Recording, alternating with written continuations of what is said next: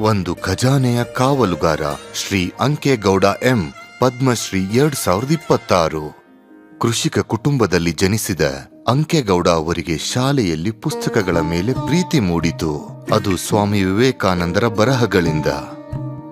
ಅವರು ಕನ್ನಡದಲ್ಲಿ ಮಾಸ್ಟರ್ಸ್ ಮಾಡುತ್ತಿದ್ದಾಗ ಪ್ರೊಫೆಸರ್ ಕೆ ಅನಂತರಾಮಯ್ಯನವರು ಕೆ ಅಂಕೇಗೌಡ ಅವರನ್ನು ಹೆಚ್ಚು ಓದಲು ಪ್ರೇರೇಪಿಸಿದರು.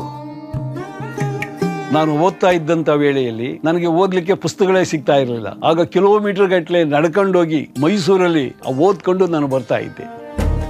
ಪುಸ್ತಕಗಳಿಗಾಗಿ ವಿದ್ಯಾರ್ಥಿಗಳು ಹೋರಾಡುತ್ತಿರುವುದನ್ನು ಅಂಕೇಗೌಡ ಅವರು ಗಮನಿಸಿದರು.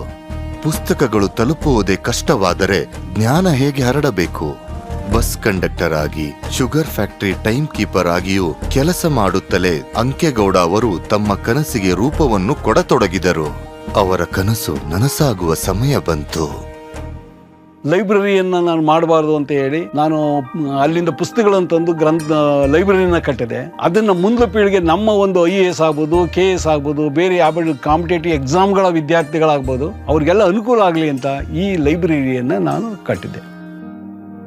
ತಮ್ಮ ಸ್ವಲ್ಪ ಆದಾಯದಿಂದ ಅವರು ಪುಸ್ತಕಗಳನ್ನ ಕೊಂಡುಕೊಂಡ್ರು. ಅದು ಒಂದು ಚಿಕ್ಕ ಗ್ರಂಥಾಲಯವಾಗಿ ಬೆಳೆಯಿತು. ಬಳಿಕ ವಿದ್ಯಾರ್ಥಿಗಳ ಹರಿವು ಹೆಚ್ಚತೊಡಗಿತು. ಗ್ರಂಥಾಲಯ ಬೆಳೆದಂತೆ ಜನಸಾಗರವು ಹರಿಯತೊಡಗಿತು. ಅಕ್ಕಪಕ್ಕದ ವಿದ್ಯಾರ್ಥಿಗಳೆಲ್ಲ ಲೈಬ್ರರಿಗೆ ಬರತೊಡಗಿದರು. ಈ ಕನಸನ್ನು ಅವರು ಬಹುತೇಕ ತಮ್ಮ ಶ್ರಮದಿಂದ ಕಟ್ಟಿದರು. ತಮ್ಮ ಆದಾಯ, ಸ್ವಲ್ಪ ಆಸ್ತಿ ಮಾರಾಟದ ಹಣ ಈ ಕನಸನ್ನ ನನಸು ಮಾಡಿತು. ಈ ಕನಸನ್ನ ನನಸು ಮಾಡಲು ಪತ್ನಿ ಮತ್ತು ಪುತ್ರ ತುಂಬಾ ಸಹಾಯ ಮಾಡಿದರು.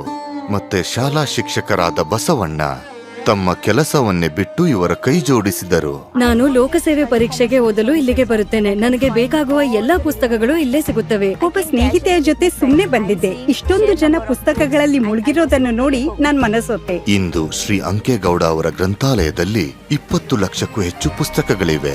ಅನೇಕ ಅಪರೂಪದ ಪ್ರತಿಗಳು ಸೇರಿವೆ. ಅವುಗಳು ಕೊಂಡುಕೊಂಡ ಪುಸ್ತಕಗಳು ಅಥವಾ ದಾನದಿಂದ ಬಂದಿರಬಹುದು. ಈಗ ಸಂರಕ್ಷಣೆಗೆ ಜನರು ತಮ್ಮ ಪುಸ್ತಕಗಳನ್ನು ದಾನ ಮಾಡುತ್ತಿದ್ದಾರೆ. ಈ ಒಂದು ಗ್ರಂಥಾಲಯವನ್ನು ಕಟ್ಟಲಿಕ್ಕೇನು ನನಗೆ ತೊಂದರೆ ಆಗಲಿಲ್ಲ.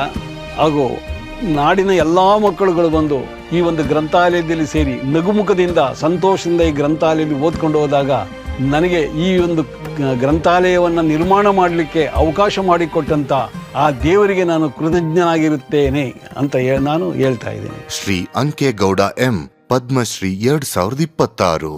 ಕೋಟಿ ಕೋಟಿ ನಮಸ್ಕಾರ.